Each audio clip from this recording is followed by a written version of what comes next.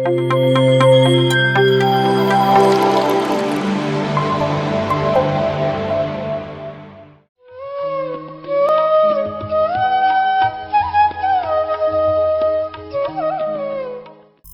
ಆತ್ಮ ಬಂಧುಗಳಿಗೆ, ಎಲ್ಲ ಹಿರಿಯರಿಗೂ ಗುರುಗಳಿಗೂ ನನ್ನ ಅನಂತ ಕೋಟಿ ವಂದನೆಗಳು.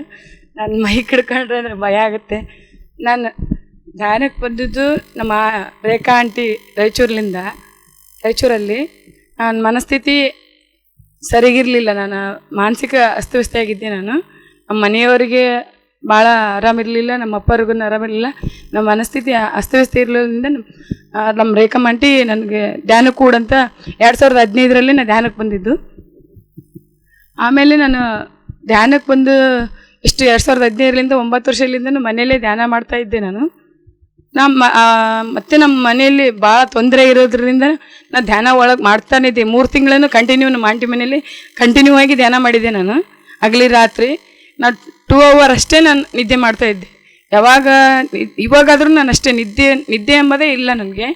ನಮ್ಮ ಮನೆಯವರು 1 ವರ್ಷದಲ್ಲಿ, ನಮ್ಮ ಮನೆಯವರು ನಮ್ಮ ಅಪ್ಪರು ಇಬ್ಬರು ಒಂದೇ ವರ್ಷದಲ್ಲಿ ಇದಾದ್ರು ಮಾನಸಿಕವಾಗಿ ನಾನು ಖಿನ್ನತೆಗೆ ಒಳಗಾಗಿದ್ದೆ. ನಾನು ಆ ಥರ ಇದಾದಾಗ ನಮ್ಮ ಆಂಟಿ ಏನು ಹೇಳಿದ್ರು, ನನಗೆ ಮಾನಸಿಕ ಖಿನ್ನತೆ ಒಳಗಾಗಿದ್ದೀನಿ ಅಂತ ಮ್ಯೂಸಿಕ್ ಹಾಕೋದು ರೂಮಲ್ಲಿ ಕುಂದಿರ್ಸ್ಕೊಂಡು ಬಿಟ್ಬಿಟ್ಟು ಹೋಗ್ಬಿಡ್ತಿದ್ರು ನನಗೆ.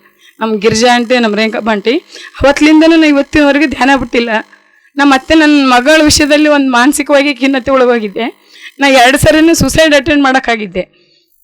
ಆ ಧ್ಯಾನ ಇವತ್ತು ಇಲ್ಲಿ ನಿಂತ್ಕೊಂಡು ಮಾತಾಡ್ತಿದ್ದೀನಿ ಅಂದರೆ ನಾನು ಧ್ಯಾನನೇ ಉಳಿಸಿದೆ. ನನಗೆ ಇವತ್ತು ಪಿರಮಿಡ್ ಕಟ್ಟಬೇಕಾಗಿದ್ದಂದರೆ ಅವತ್ತು ನಾನು ಲಾಸ್ಟ್ ಪಿರಮಿಡ್ ನೋಡಿ, ಕೆಂಪೇದೊಡ್ಡಿ ಪಿರಮಿಡ್ ನೋಡಿ ಆಯ್ತು ನಾನು ಮುಗಿಸ್ಕೊಂಡ್ಬಿಡೋಣ ನನ್ನ ಜೀವನ ಅಂತ ಹೋಗಿದ್ದೆ. ನಾನು ಕೆಂಪೇದೊಡ್ಡಿ ಪಿರಮಿಡ್ಡಿಗೆ ಅವತ್ತು ನಮ್ಮ ಗುರುಗಳು ಕೇತಪ್ಪ ಅವರು ನನಗೆ ಕುತ್ಕೊಂಡಿದ್ರು. ರಾತ್ರಿ 9 ಗಂಟೆ ಆಗಿತ್ತು ನಾವು ಹೋದಾಗೆ.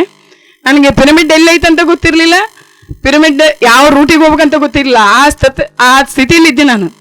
ಆ ಸ್ಥಿತಿಲಿದ್ದಾಗ ನನ್ನ ಮುಂದೆ ಕುತ್ಕೊಂಡು ಮಲ್ಲಿಕಾರ್ಜುನ ಸಣ್ಣ ಬರ್ರಿ ಮೇಡಮ್ ಅಲ್ಲೇ ಒಬ್ಬರೇ ಯಾಕೆ ಕೂತ್ಕೊಂಡಿದ್ದೀರ ಅಂತ ಕರ್ಕೊಂಡೋಗಿ ಅಪ್ಪ ಅವ್ರು ಮುಂದೆ ಕುಂದಿರ್ಸಿದ್ರು. ನನಗೆ ಕೇತಪ್ಪ ಸರ್ ಹತ್ರ ಕುಂದಿರ್ಸಿದ್ರು. ಕುಂತ್ಕೊಂಡಾಗೆ ಅವರು ಮುಂದೆ ಕುತ್ಕೊಂಡಾಗೆ ಇವತ್ತೇ ನೀನು ಡಿಸೈಡ್ ಮಾಡ್ಕೊಂಬಂದಿದ್ದೀಯಮ್ಮ, ನೀ ಫೈನಲ್ ಮಾಡ್ಕೊಂಬಂದಿದ್ದೀನಿ, ನಿನ್ನ ಜೀವನ ನೀ ಫೈನಲ್ ಮಾಡ್ಕೋಬೇಕಂತ ಬಂದಿದ್ದಿ ನೋಡು ಅಂತ ಹೇಳಿದ್ರು. ಅವತ್ತು ನಾನು ಅವ್ರು ಕೂಡ ಕುತ್ಕೊಂಡಾಗೆ ನನಗೆ ಮನೇಲಿ ಕಟ್ಟಬೇಕಂತ ಬಂದಿತ್ತು. ನಾನು ಫಸ್ಟ್ ಪಿರಮಿಡ್ ಕಟ್ಟಬೇಕಾಯ್ತು, ಸಿಂಧೂರಲ್ಲಿ ಕಟ್ಬೇಕಂತ ಬಂದಿತ್ತು ನನಗೆ.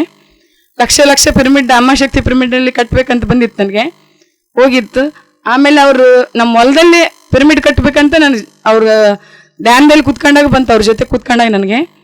ಆಮೇಲೆ ಅವರು ಬೆಳಗ್ಗೆ ಮುಂಚೆ 4 ಗಂಟೆಗೆ, ನಾವು 3 ಗಂಟೆಗೆ ಜಾಯ್ನ್ ಆಗ್ತೀವಿ ಕೇತಪ್ಪ ಸರ್ ಕ್ಲಾಸಲ್ಲಿ. ಅಲ್ಲಿ ಕುತ್ಕೊಂಡಾಗೆ ನನಗೆ 4 ಪಿರಮಿಡ್ ತೋರಿಸ್ತೀನಿ. ನನಗೆ ಬಾಗಲೋಟದಲ್ಲಿ 4 ಗುಡ್ಡಗಳು ತೋರಿಸ್ತಾ ಇದ್ದೆ ಅಪ್ಪಾಜಿ ನನಗೆ ಅಂತ ಅವ್ರು ಜಾಯ್ನ್ ಆದಾಗ ಜೂಮಲ್ಲಿ ಹೇಳಿದೆ. ನಾನು ಜಾಯ್ನ್ ಆದಾಗ 1 ಸೆಕೆಂಡ್ 2 ಸೆಕೆಂಡ್ ನೋಡಮ್ಮ ನೀನು ಅಂದರು. 1 ಸೆಕೆಂಡ್ 2 ಸೆಕೆಂಡ್ ನಾನು ನೋಡಿದಾಗ ಅಲ್ಲಿ ಹಂಸ ಪಕ್ಷಿ ಮೇಲಿಂದ ಆಕಾಶದಿಂದ ಬಂದು ಮಾರ್ಕ್ ಆಯ್ತಿದ್ದು. ನಾನು ಮಾಡೋದಂತ ನಂದೇನಿಲ್ಲ, ಇಲ್ಲಿ ಪಿರಮಿಡ್ ಮಾಡೋದು ಇನ್ವರ್ಸ್ ಮಾಡಿಸ್ಕೊತಾ ಇದ್ದೆ, ನಂದೇನಿಲ್ಲ, ನಾನು ಒಂದು ಕೆಲಸದಕ್ಕಷ್ಟೇ. ಅವತ್ತೇ ನಾನು ಹೇಳಿದ್ರು, ಅದು ಪಿರಮಿಡ್ಡಿಗೆ ಹೋಗಿ ನೀವು ಒಂದು 10 ಮಂದಿ ಧ್ಯಾನ ಮಾಡಿ ಬರ್ರಮ್ಮ ಅಂತ ಹೇಳಿದರು. ನಾವೆಲ್ಲ ನಮ್ಮ ಶಿಲ್ಪಕ್ಕ, ನಮ್ಮ ರಾಮಪ್ಪ ಸರ್, ನಾಗಮ್ಮ, ನಾವು ಎಲ್ಲರೂ ಒಂದು 10 ಜನ ಬಂದು ಧ್ಯಾನ ಮಾಡ್ಕೊಂಡು ಹೋದ್ವಿ. ನಾವು ಸಿಂಧೂರ್ಲಿಂದ ಬಂದು ಅವತ್ತೇ ನಾವು ಪಿರಮಿಡ್ ಪೂಜೆ ಮಾಡಬೇಕು, ಬುನಾದಿ ಹಾಕ್ಬೇಕಂತ ಬಂತು ನನಗೆ. 1 ವರ್ಷ ಆಯಿತು, ಜನವರಿಗೆ 1 ವರ್ಷ ಆಯ್ತು ನಾವು ಬುನಾದಿ ಹಾಕಿ. ನಾನು 30 ವರ್ಷದಿಂದ 25 ವರ್ಷ ಇತ್ತು ನಮ್ಮದು. ನಮ್ಮ ಮನೆಯವ್ರದ್ದು 30 ಲಕ್ಷ ಸಾಲ ಇತ್ತು. ಆ ಸಾಲದೊಂದು ಒತ್ತಡ ಇತ್ತು ನನಗೆ 1 ವರ್ಷದಿಂದನೂ.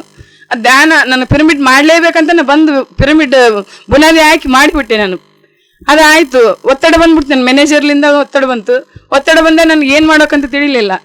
ನಾನು ಧ್ಯಾನ ಕುತ್ಕೊಂಡೆ ಕೇಳ್ಕೊಂತೀನಿ, ಏನೇ ತೊಂದರೆ ಇದ್ರು ಅದು ಇಲ್ಲ, ನೀನು ಬಿಡು ಅದನ್ನು, ಆ ಕೆಲಸ ಮಾಡು ನಿಂದು ಅಂತ ಬಂತು ನನಗೆ ಮೆಸೇಜ್. ಬುನಾದಿ ಹಾಕಿಬಿಡು, ಅದು ಮುಂದೆ ಆಗುತ್ತೆ, ಇದು ಮುಗಿಸು ಅಂತಂದಾಗ 7 ಲಕ್ಷ ನಾನು ಸಾಲನೂ ಕೊಟ್ಟು ಸೆಟ್ಲ್ಮೆಂಟನ್ನು ಮಾಡ್ಕೊಂಡೆ ನಂದು ಒತ್ತಡ ಬಂದಾಗ.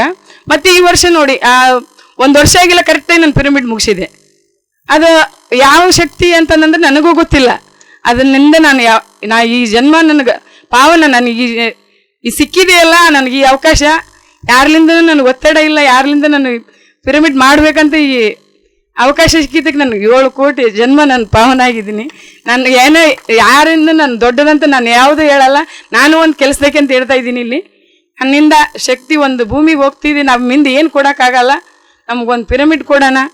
ನಾವು ಯಾವುದ್ರಲ್ಲೇ ನಾನು ಖುಷಿ ಕಂಡಿಲ್ಲ, ನಾನು ಧ್ಯಾನದಲ್ಲೇ ಮಾತ್ರ ಖುಷಿ ಕಂಡಿದ್ದೆ. ನಾನು ಯಾರಿಂದನೂ ನಾನು ಸಂತೋಷ ಎಲ್ಲಿ ನಾನು ಕಂಡಿಲ್ಲ, ಧ್ಯಾನದಲ್ಲೇ ನಾನು ಕಂಡಿದ್ದು ಸಂತೋಷನ.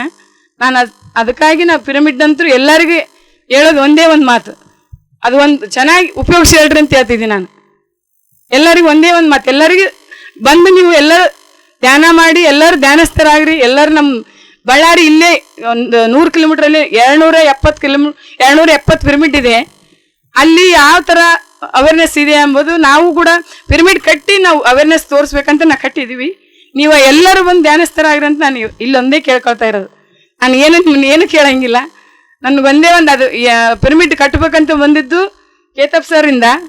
ಅದು ಹೆಸರು ಬಂದಿದ್ದು ಅಯ್ಯಪ್ಪ ಸರ್ ಧ್ಯಾನದಲ್ಲಿ ಓಂ ಶಕ್ತಿ ಪಿರಮಿಡ್ ಅಂತ ಬಂದಿದ್ದು. ನನ್ನ ಮಗನ ಹೆಸರು ಶಿವ, ನಮ್ಮ ಮನೆ ದೇವರ ಹೆಸರು ಶಿವ. ನಾನು ಶಿವಶಕ್ತಿ ಇಡ್ಬೇಕಂತ ಇತ್ತು. ಅಯ್ಯಪ್ಪ ಸರ್ ಶಿವಶಕ್ತಿ ಪಿರಮಿಡ್ ಐತೆ ಅಂತ ನನಗೆ ಗೊತ್ತೇ ಇರಲಿಲ್ಲ. ಶಿವಶಕ್ತಿ ಆಲ್ರೆಡಿ ಇದೆ ಅಮ್ಮ, ಓಂ ಶಕ್ತಿ ಇಡು ನೀನಂತ ಇನ್ನರಿಂದ ಬಂದಿದ್ದದು. ಓಂ ಶಕ್ತಿ ಅಂದ್ರೆ ಓಂ ಅಂದ್ರೆ ಶಿವ, ಶಕ್ತಿ ಅಂದ್ರೆ ದೇವ್ರು ಅಂತಂದು ಬಂತು. ಅದು ಕೂಡ ನಾನು ಈಜಿಪ್ಟಲ್ಲಿ ಹೋದಾಗ ಇದು ಡೇಟ್ ಕೂಡ ಈಜಿಪ್ಟಲ್ಲಿ ಬಂದಿದ್ದಿದೆ, ಡೇಟ್ ಕೂಡ ಓಪನಿಂಗ್. ನಾನೇನು ಮಾಡೋಕ್ಕೆ ಅಲ್ಲ, ಅದು ಏನು ಕೆಲಸ ಮಾಡ್ತಿದ್ದೀನಿ ನಾನು ಒಂದು ಕೆಲಸಕ್ಕೆ ಅಂತ ಒಂದು ಅಣುವಾಗಿ ನಾವು ಒಂದು ಸ್ವಲ್ಪ ಕೆಲಸ ಮಾಡ್ತಾ ಇದ್ದೀವಿ. ಎಲ್ಲರೂ ಅದನ್ನು ಚೆನ್ನಾಗಿ ಉಪಯೋಗಿಸಿದ್ರು ಅಂತ ಮಾತಾಡೋಕ್ಕೆ ಅಷ್ಟೇ ಇಷ್ಟಪಡ್ತೀನಿ. ನಾನು ಏನನ್ನು ತಪ್ಪು ಇದ್ದರೆ ನಮ್ಮಿಂದ ಕ್ಷಮಿಸ್ಬಿಡಿ ಅಷ್ಟೇ. PMC ಕನ್ನಡ ಚಾನೆಲ್ ಅನ್ನು ಲೈಕ್ ಮಾಡಿ, ಶೇರ್ ಮಾಡಿ, ಸಬ್ಸ್ಕ್ರೈಬ್ ಮಾಡಿ ಮತ್ತು ಮಾಡಿಸಿ. ಎಲ್ಲರಿಗೂ ಧನ್ಯವಾದಗಳು.